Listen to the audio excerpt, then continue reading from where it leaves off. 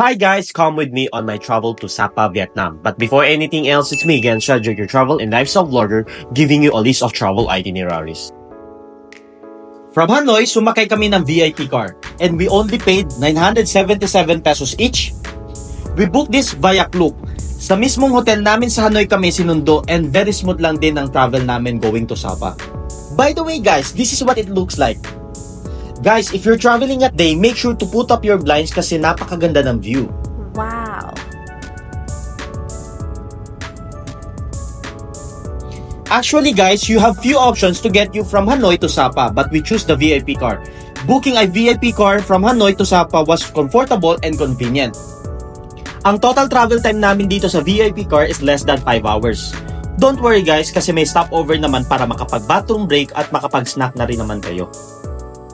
Personally speaking, I highly suggest you choose VIP car kapag gusto nyo ng private yung masasakyan nyo going to Sapa. Since kapag magsi-sleeper bus kayo, madami kayong ibang passenger na kasama. Walang privacy. Best din itong VIP car para sa mga traveler na may mga kasamang mga bata at senior citizen. Also, yung nagpaplano na right after dumating sa Hanoi Airport ay diretso na sa Sapa, Vietnam, then bagay sa inyo itong VIP car. Kasi you can arrange airport pickup and right away ihahatid na kayo sa Sapa. So no need na pumunta sa Hanoi and look for the sleeper bus. Sa mismong hotel na rin naman kami ibinaba.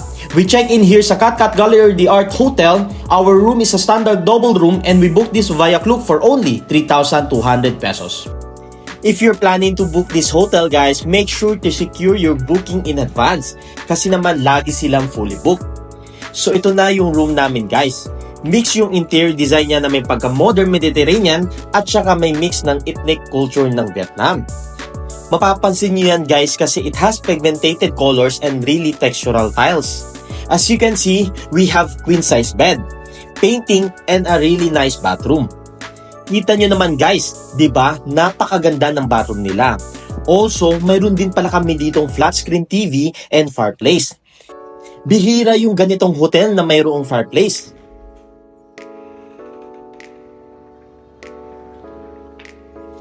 Let me tour you sa view ng labas ng hotel room namin. As in, mapapawaw ka talaga sa view. Wow! You have the full panoramic view of the city of Sapa and the spectacular view of the Sapa Valley. We really like this hotel cause 10 minutes away lang siya sa mga tourist spot here sa Sapa, Vietnam. This hotel offer free breakfast buffet din.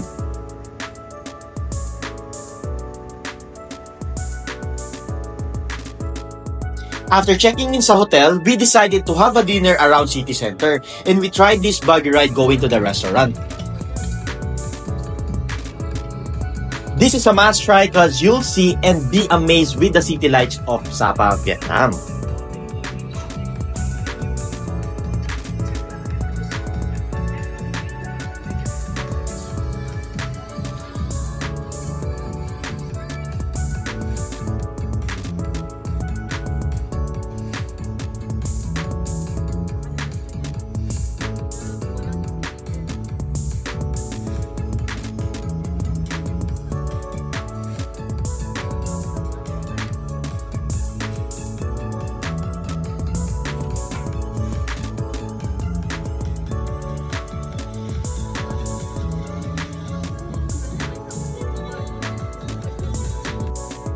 Good morning from Sapa, Vietnam.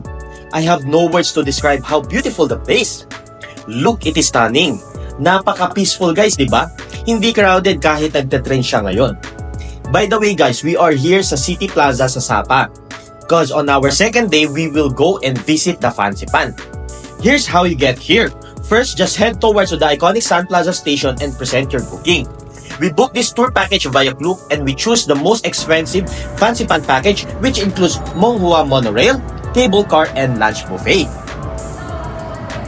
The monorail is far at the end of the building. If you're not able to secure your ticket online, don't worry guys because they do have ticket booth here. The cable car plus the monorail and lunch buffet is amounting to 1,150,000 dong. Now, if you're going to compare to the Philippine peso, medyo cheap nga talaga sa Klook.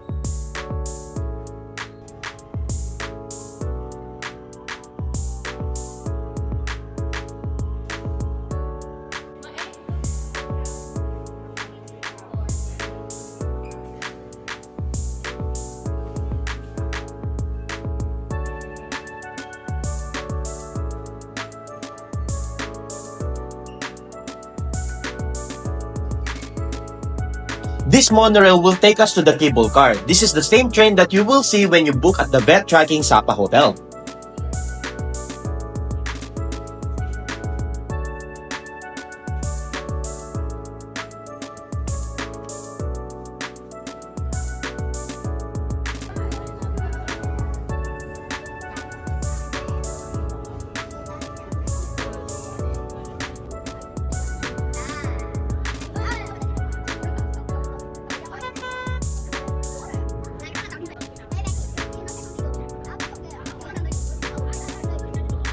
Throughout our journey to Fansipan, I couldn't help but be amazed by everything I saw.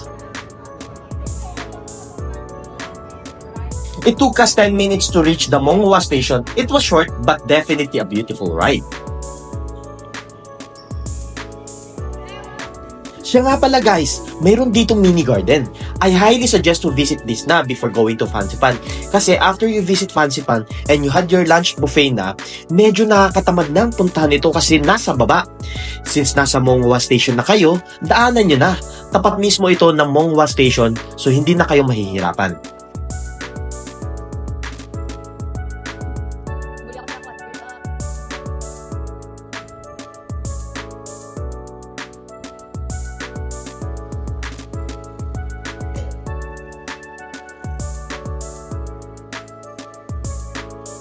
This is absolutely stunning botanical garden type place and the weather is very beautiful. Alam niyo guys, yung ambience niya parang Zhongshe Flower Garden ng Taiwan.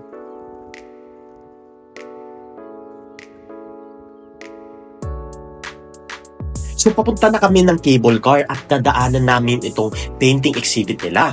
Here you'll see a lot of ethnic culture ng Vietnam, tapos iba't ibang painting ng Sapa Valley at yung beauty ng buong community ng mga taga-Sapa.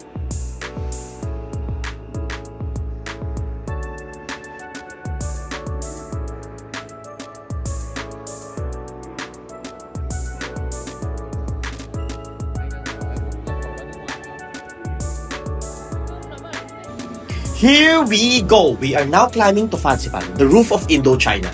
Come with me as we go 3,143 meters above sea level.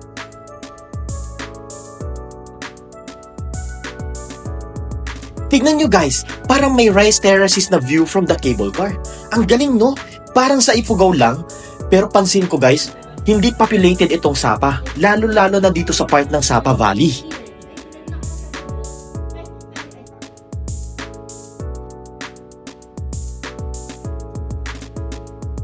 Fun facts muna tayo guys. Alam nyo ba na ang Fansipan Cable Car ay may hawak na pangalawang Guinness World Record for longest non-stop free rope cable car in the world?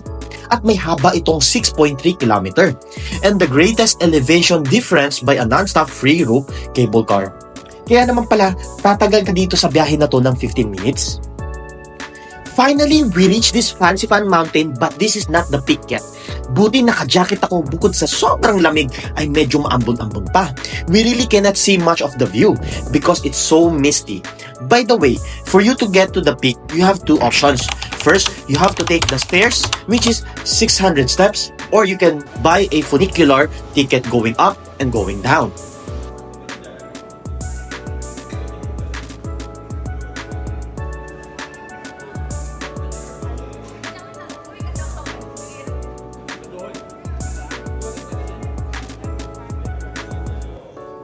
We are now here at the Fansam Restaurant. This is where you're going to take your lunch buffet na kasama na doon sa package na inavail mo kay Klook.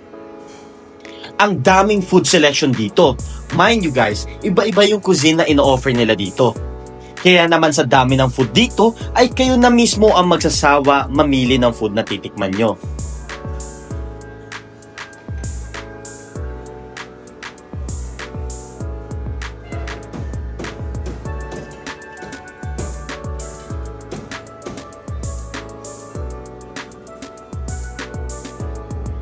Finally, we are now here at Wangliang National Park, where you can discover more natural wonders and the vibrant market of Sapa, where you can immerse yourself on the local culture.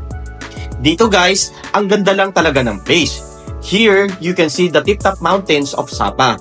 At saka napaka-windy. Pero sakto lang naman yung lamig compared to Fansipan.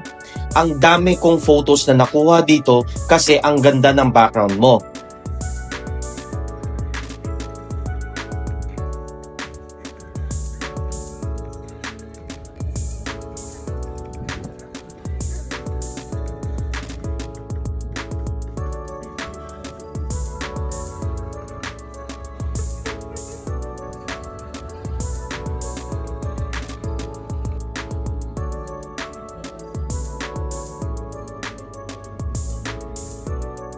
At syempre, nagpakuha tayo ng cinematic video dito wherein pinapakita natin yung botanical garden sa baba. Overall, I will say na very recommended itong Fancy Pan experience sa mga first time na pupunta dito sa Sapa. On our last day, spontaneous lang yung itinerary namin. So first up is the Moana Cafe. To get here, you need to take a buggy ride or grab. We visited Moana Cafe around 10 AM to avoid the crowd. Now, for the entrance fee nito is 80,000 Vietnamese dong or 184 pesos. Sometimes it can be a bit crowded, so my travel tip for you guys is come early. Best time to visit is around 10 AM to 1 PM. You can take photos with all the amazing tourist spots they've created such as Valley Heaven Gate Corner, Kiss Bridge, Moana Girl Statue, Infinity Lake, Golden Hand, and Moana Death Swing. Coming to this place, you can not only admire the majestic natural landscape mixed with mountains and forests, but also have the opportunity to check in countless beautiful photos. Definitely a must-try tourist attraction here in Sapa, Vietnam. Kasi naman, napakaganda ng view and also affordable yung entrance fee nito.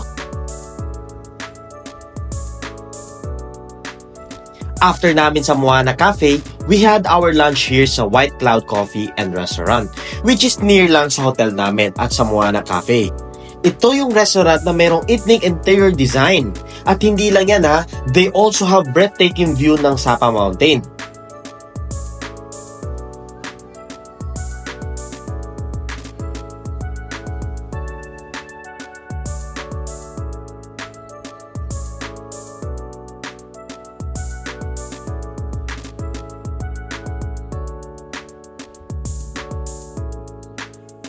Napaka-underrated nitong Cloud Coffee and Restaurant kasi if titignan mo sa labas, parang typical na coffee and restaurant lang ito.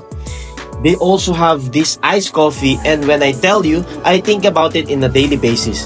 I'm not lying. They blended up fresh coconut water with sweetened condensed milk. Literal na mapapawaw ka sa sarap. Wow. For the food, we ordered a break oven pizza with some snack. Overall, very satisfied naman kami sa mga in-order namin.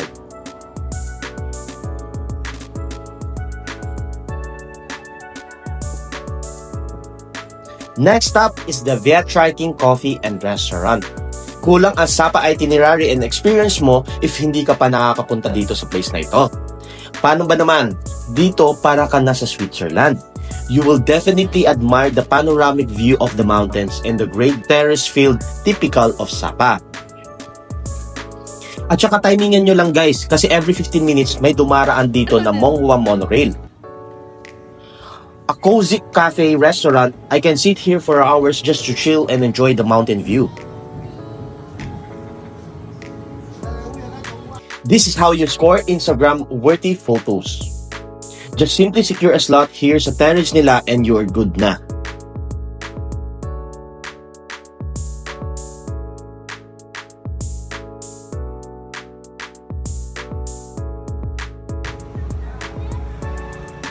After namin magpahinga sa hotel, we decided to try this one of the famous local restaurant here in Sapa, near City Plaza lang. So nag-buggy ride kami pero hindi ko na nakuha na ng video.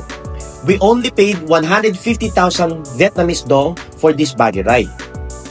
Actually guys, meron namang Grab dito sa Sapa pero syempre gusto natin i-maximize yung pagsakay ng local transport nila dito para naman in sync tayo sa mga native dito. Dito sa City Plaza, mas makikita mo yung city lights. You will definitely appreciate the city lights and charm ng Sapa.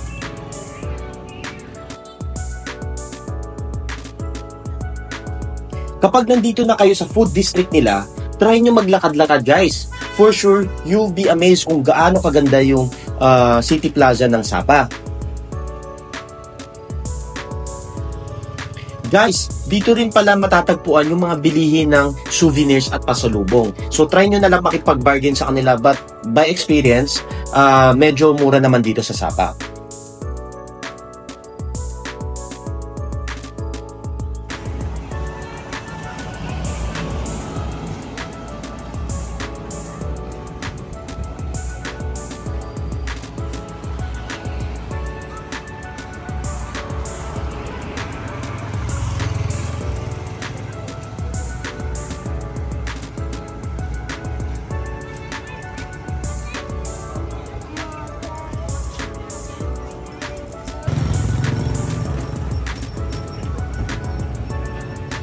We finally arrived here at Sears Restaurant. So much choice to choose from. And very budget-friendly siya, guys. May nakilala din kami dito mga Koreano and they are very friendly. Kasi naman, travel destination din nila ang Pinas.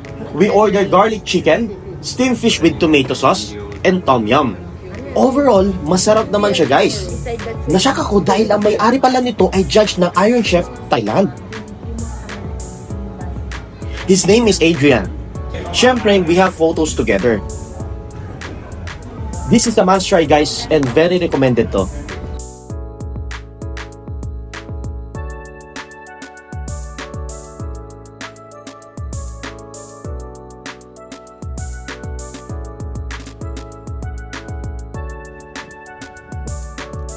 If you like my video, please do subscribe to my YouTube channel and give this video a thumbs up.